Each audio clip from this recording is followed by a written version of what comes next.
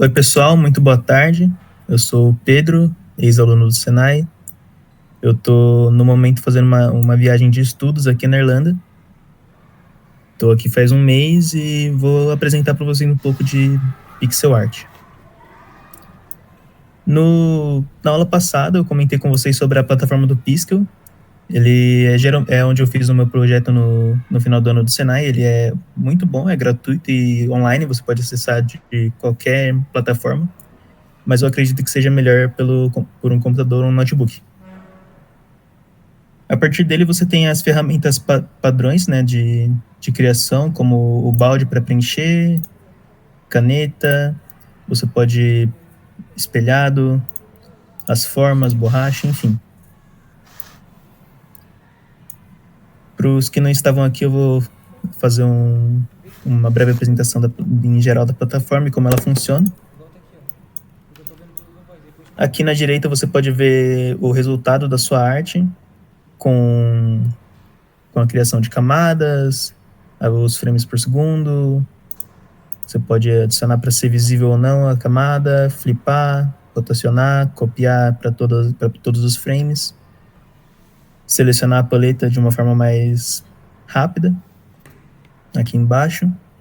Aqui seriam as opções para você salvar e exportar a sua arte ou animação. E geralmente, quando eu vou começar uma arte, eu prefiro escolher uma forma base. Nesse daqui, por exemplo, eu escolhi um círculo. Eu começo pelo contorno também, para facilitar você saber a área que você vai ocupar da sua arte. Geralmente em pixel art a gente usa o tamanho 16 por 16, mas eu deixo 18 por 18 para ficar uma leve borda e eu ter uma visão melhor da arte. Você pode dar um resize aqui no canto, tá? 32 por 32, ou vou manter esse tamanho por enquanto. É o padrão aqui do Piskel. Aqui você pode centralizar. Nessa aqui, vindo para a aula de hoje, né, de animação, eu fiz essa arte bem simples, só para mostrar uma básica de animação que seria o personagem andando. E vou recriar um quinto frame aqui com o passo a passo para vocês de como eu fiz esse processo. Na animação de pixel art, principalmente, você tem 3 bases. O frame, que são essas imagens aqui no canto, seria a imagem estática. A sprite, que seria o conjunto dessas imagens. E o frame por segundo, que é a velocidade que você vai reproduzir o seu sprite para dar a ilusão de movimento. Voltando para a criação do projeto, eu comecei com um círculo para fazer a cabeça do personagem. Eu determino a direção que ele está olhando. Se você for fazer o seu rascunho no papel, eu geralmente puxo uma cruz, que seria mais ou menos esse símbolo aqui assim, para você determinar a direção que o seu personagem está olhando. Eu puxo os olhos.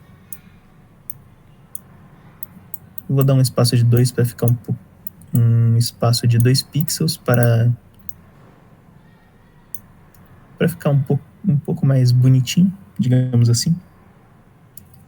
Para cor de fundo, eu não gosto de usar as cores tipo extremas, entende? Tipo, colocar um fundo totalmente preto ou um azul muito forte. Eu geralmente pego uma paleta, por exemplo, um azul ou um verde, e deixo ele num tom mais escuro para dar essa ilusão.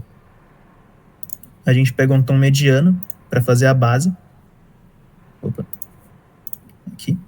Um tom médio, nem tão claro, nem tão escuro, para fazer a base principal do nosso personagem. E para a animação do pé, para dar o movimento dele andando, o que eu fiz?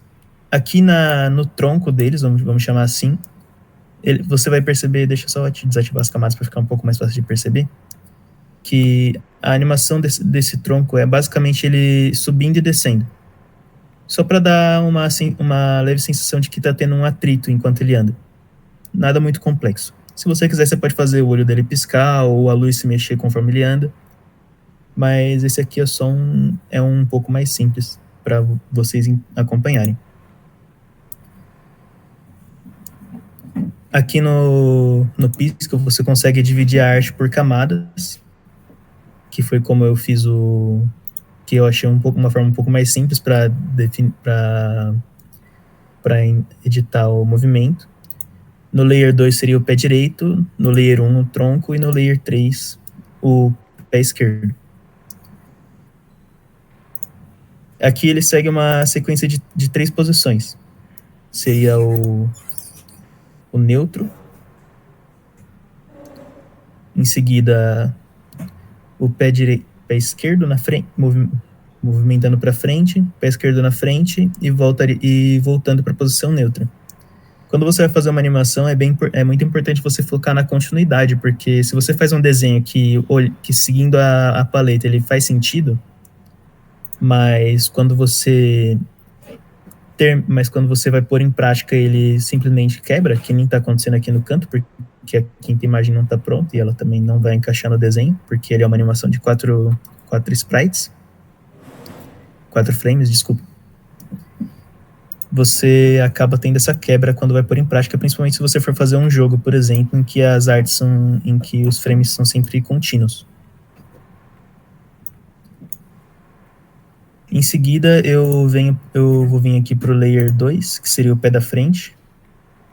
E se vocês perceberem, quando ele termina aqui no layer 4, ele está voltando o pé para frente. Então eu vou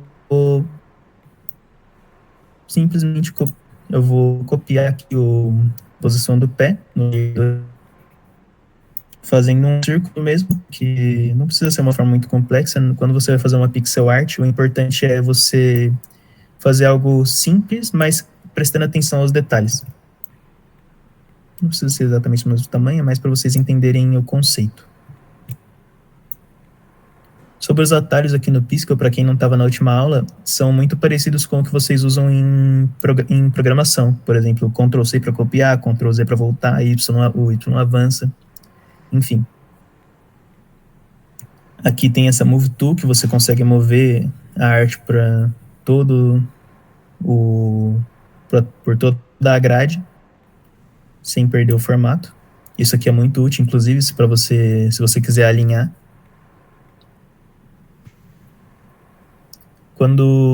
Depois de determinar a posição do pé, eu escolho uma cor. Eu decidi pegar o laranja, um laranja um pouco mais próximo do marrom. Acho que é aqui. Aqui tá bom.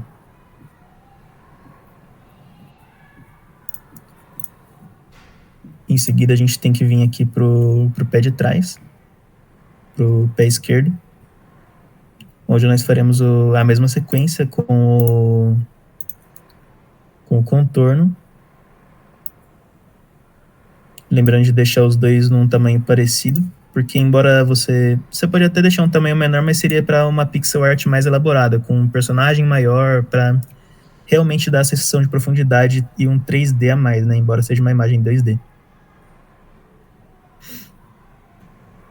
Aqui, nessa forma, aproveitando que está um pouco mais simples, vocês podem ver que essa arte não é algo super complexo. São 3 círculos, um de cada cor diferente, que eu adicionei alguns detalhes a mais. E isso já poderia ser um personagem de um jogo. Ele tem os pré-requisitos.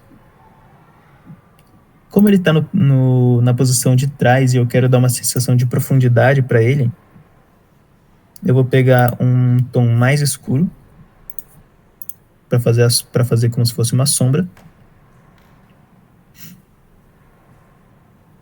E agora, se a gente juntar os 3, vocês podem ver que a gente já tem o rascunho desse personagem que estava aqui no final.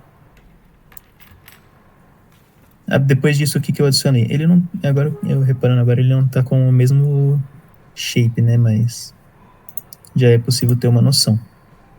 Inclusive, para os que chegaram agora, não precisam ter vergonha alguma de perguntar, viu? Eu sou aluno assim como vocês, faz pouco mais de 2 meses que eu me formei. Mentira, faz tempo já, né? Estamos no mês 4. Tô perdendo a noção do tempo. Bom, aqui eu adicionei um detalhe a mais. Só pra ele não ficar só um círculo com duas perninhas, eu vou fazer como se ele fosse uma bomba. Eu acho que fica interessante. Lembra muito o personagem do Mario. Um dos inimigos do Mario no jogo. A partir daqui a gente já tem quase ele completo. O que a gente adiciona em seguida? Eu gosto a partir desse ponto já podemos adicionar luz e sombra, que eu acho que é o que dá realmente vida ao desenho. Como eu faço isso? Para os que não estavam aqui antes. Se você for ver aqui na paleta, aqui na seleção de cores, ele usa o mesmo sistema que a gente pode usar no HTML, que seria o RGB. Onde tem a paleta de cor e aqui embaixo teria o código dela. Como, por exemplo, o preto seria uma sequência de 6 zeros. E para selecionar uma cor mais clara ou mais escura, eu simplesmente venho aqui e puxo ou para a direção de sombra ou para a direção de luz.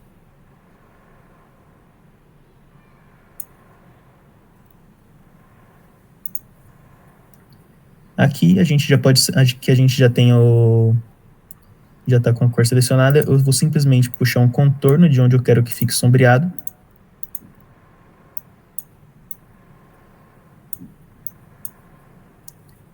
E pintar com o balde. Já temos uma sombra muito boa. A gente vem aqui em cima também. Fica muito bonito. Para a luz eu faço algo um pouco mais simples, para parecer que ele está num ambiente fechado, mas com não muita luz.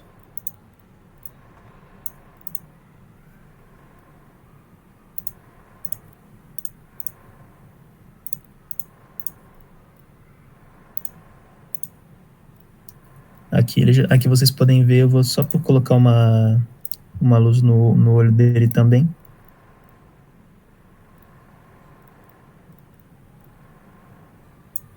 Aqui tá bom. Ó, podem ver que com poucos detalhes eu já dei muito mais vida pro desenho. Ó, já tá com outra cara.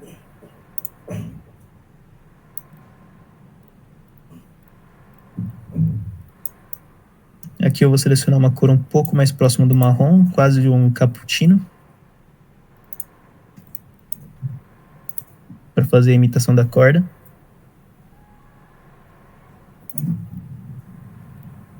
E para dar uns detalhes a ela, eu vou puxar um pouco mais escuro também. Tá bonito.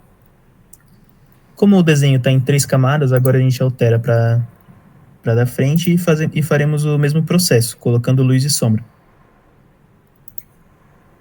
Aqui você tem o Color Picker, que você seleciona a cor da onde você clicar. Eu posso pegar o preto, o transparente, enfim. A gente puxa de novo para um tom mais escuro, determina onde vai ser a sombra. Como aqui é um espaço pequeno, eu vou preencher com o próprio pincel. E o mesmo para a luz. Puxo um tom mais claro e pinto onde eu quero que seja a luz.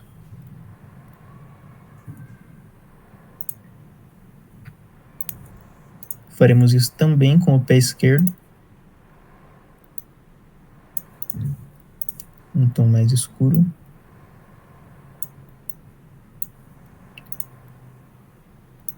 E um mais claro.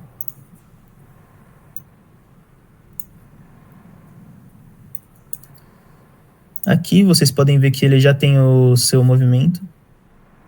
Vou até apagar esse aqui para ficar com a continuidade que eu tinha falado. Você pode ver o desenho a arte no tamanho completo aqui em cima, nesse Open Preview em Pop-Up. E alterar o tamanho dele para você ver com maior detalhes.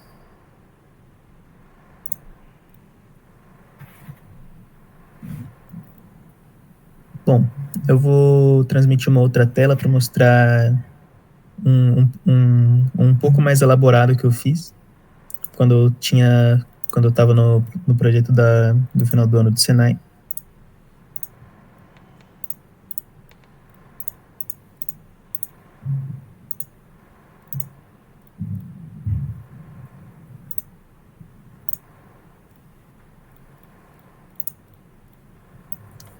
Esse daqui já foi um pouco mais elaborado, e quando vocês forem fazer algo nesse aqui, por exemplo, eu não conseguia fazer algo desse estilo aqui de cabeça. Então, o que eu fiz? Vocês podem pegar referência na internet mesmo. Hoje em dia tem essa facilidade de que tem vários tutoriais e coisas que você podem usar para se inspirar quando forem fazer o projeto de vocês. Eu usava muito os projetos prontos do Pinterest. Acho que é uma plataforma boa para você pegar inspiração. Ou no próprio menu do Google de imagens. Aqui ele não tem a continuidade, mas é porque a animação finalizaria no último sprite. Ela não é algo que vai ficar se repetindo. Isso é algo que vocês vão ter que tomar cuidado quando forem fazer a programação. Se forem usar em um jogo, claro. Bom, ademais eu acho que é isso. Vou dar uma repassada nas plataformas aqui nas ferramentas da plataforma do Piscal, né? Ele tem o Lighting, que você pode usar para luz e sombra.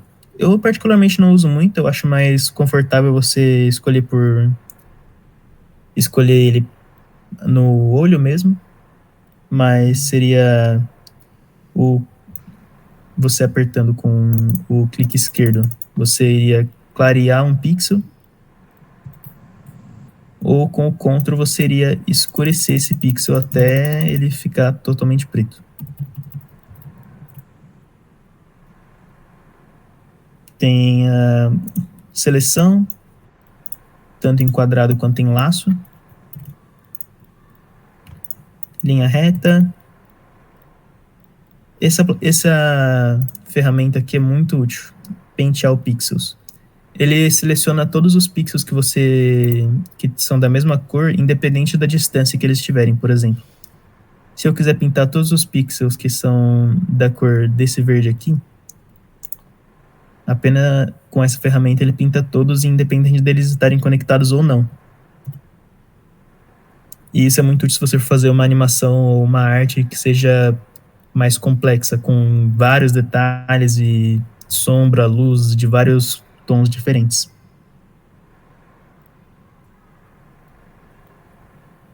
Bom, acho que isso é o suficiente por hoje. Se alguém tiver uma dúvida, eu estarei feliz em esclarecer para vocês. E, bom, é isso. Nos vemos numa próxima, pessoal. Desejo tudo de bom para vocês. Sucesso!